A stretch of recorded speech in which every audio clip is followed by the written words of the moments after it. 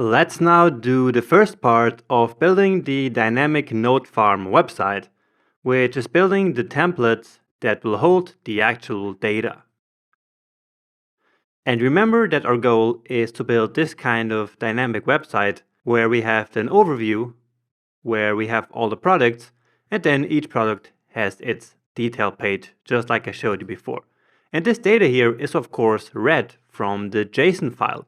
So if we change the JSON file, for example, deleting one of these products, then reloading this page, then that product should be gone from here. Or if we changed some of this data here or the name, well, then that should update here on the site. Again, because it's a dynamic website built from the data that's in the JSON file. So, as I mentioned, the first step is to actually build these templates. One for this overview page and one for the product detail page. And we're going to start with the detail page. And I'm going to build these templates based on the static web pages that we have here in the templates folder. So let's take a look at them. So we have overview and product. And again, we're going to start with the product.html. So we have here the product name, then this image here, which is actually an emoji, but that doesn't really matter. So instead of having to request real images for all of these different products, I choose to just go with emojis. That's much easier. The same actually for the style. So I have all the CSS style inlined into the HTML pages so that we don't have to make multiple requests to getting these different data, right? Because actually each different file will trigger a different request, okay? Remember before where we had the request for the favicon, right? So we saw one request for the root, so for the main page, and then one request for that image. And what that means is that each asset, so each piece that is part of the website, will get its own request, and we would then have to handle that. And we don't want to do that, and so I simply inlined the style into these HTML pages. All right. So here's a bunch of style, and then here we have the name of the product somewhere. Here. So it's the name of the product. Here is the product image, which again is just an emoji, but it comes here from this image field. So we have this field called image, right? Then we have where it's come from, some of the ingredients, and the price. And also the description down here, okay? And again, all of this comes from these different fields. So let's take a look at the fields we have. So product name, image, from, nutrients, quantity, price, whether it's organic or not, and the description. So what we're going to do now is to basically replace all of these pieces that we want to add dynamically with a placeholder. And we're then later, with our code, replace that placeholder with the real piece of data. Okay? So let's start here with the product name. And so I'm going to go ahead and delete that and then put a placeholder here. And I can do anything that I want for a placeholder. I just like to go, in this case, with something like this. So product name, and then the percentage, and then the curly braces. So again, this could be anything that we wanted, but we want to find something that is probably not on the page so that we don't replace anything wrong. So anything that we actually don't want to replace, okay? And I could put something like this here, okay, and then replace all of that. But I think like this, it looks nice and it's easy to recognize.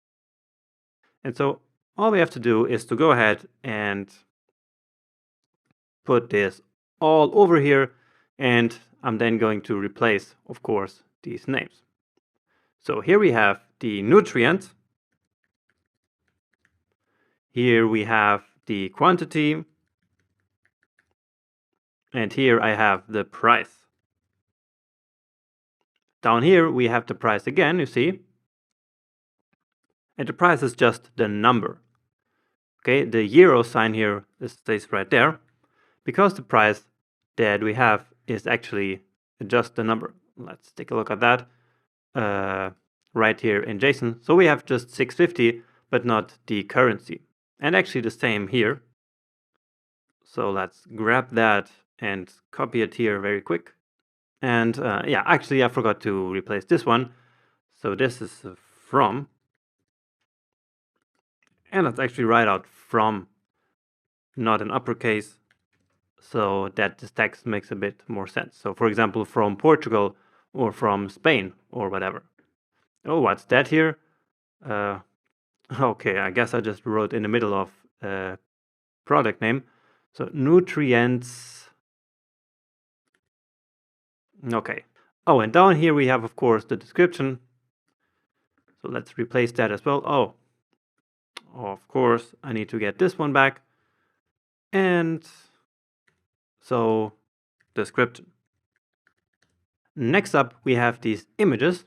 So the avocado. And so I'm hitting a couple of Command Ds, pasting this here. And so I can edit these here all at the same time. Okay. Then image and something here in the title we also want to replace the image up here and the product name also. So product name here and here the image, so that this one as well will get replaced dynamically. All right. Now just one more thing, which is a bit more complex. Where is it? It's here. So some products are organic and some are not. And so there is a class in the CSS that will get added to all of these elements when they are not organic. Okay, so that is this class here. So when it's not organic, then it should not be displayed. So this organic badge here.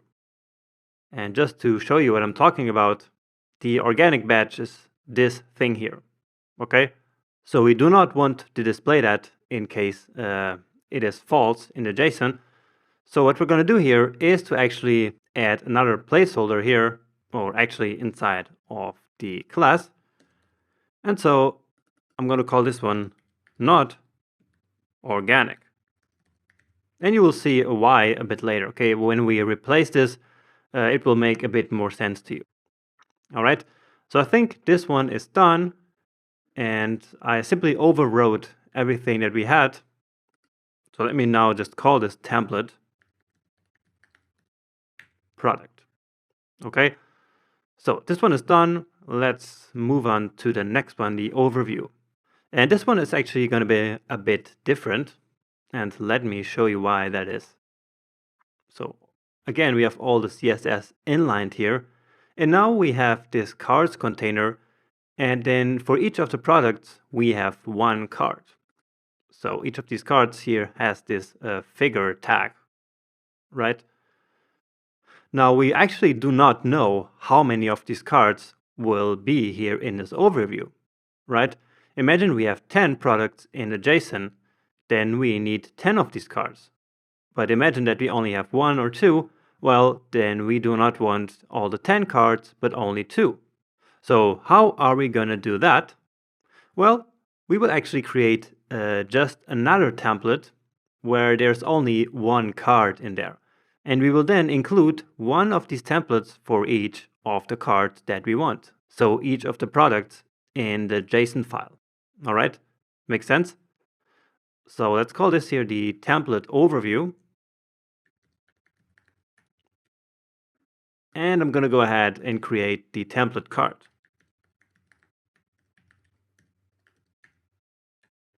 So what I'm going to do here is to now, as I mentioned, now it's back at the top. So I'm going to go ahead and grab one figure. That was too much. And paste it here. Let's bring this down a little bit. Okay, so each card now gets its own figure.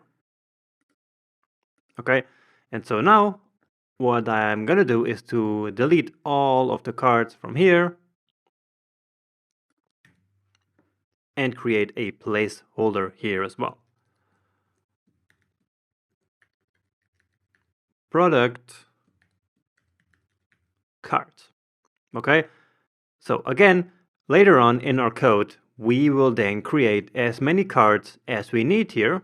For example, if we have 5 products, we create 5 cards like this.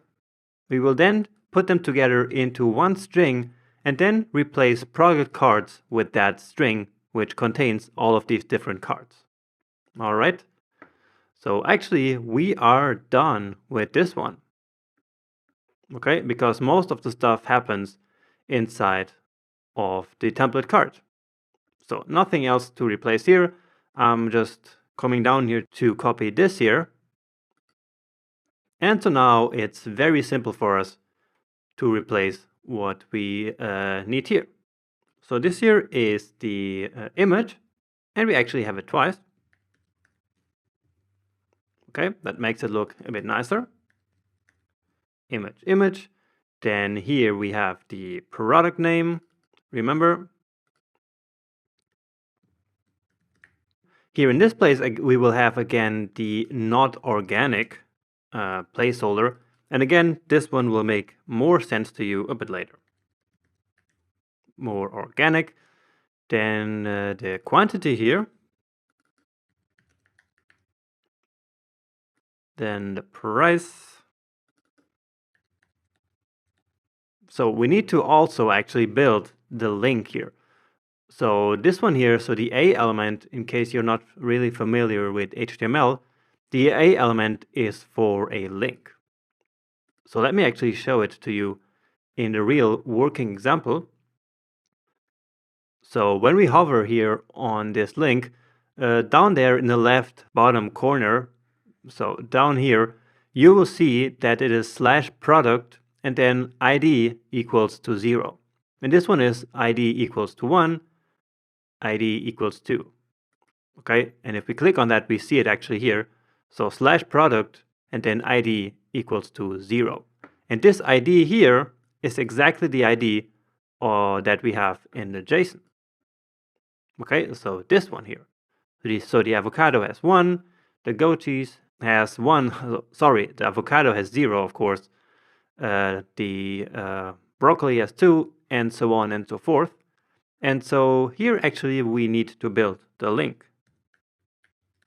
So product, and of course not in uppercase. So product, and the ID is ID. Okay, so then we have to replace this ID placeholder here with the correct number. So 0, 1, 2, 3, 4, 5, and so on and so forth, depending on how many products there are. So suppose that we have a cheese here, okay, let's go back here. Well, then the image will be this here, the product name will be this, and the ID will be 1. Okay, and so this here will then translate to ID equals to 1, and or handler here. So this server handler here will then take care of going to the right page when the product ID is 1. Okay, so that logic is not yet implemented, but of course we're going to do that in the next couple of lectures. So we have now the templates actually built. And so let's move on to the next video where we will actually start to fill out the templates and send back the final page to the browser.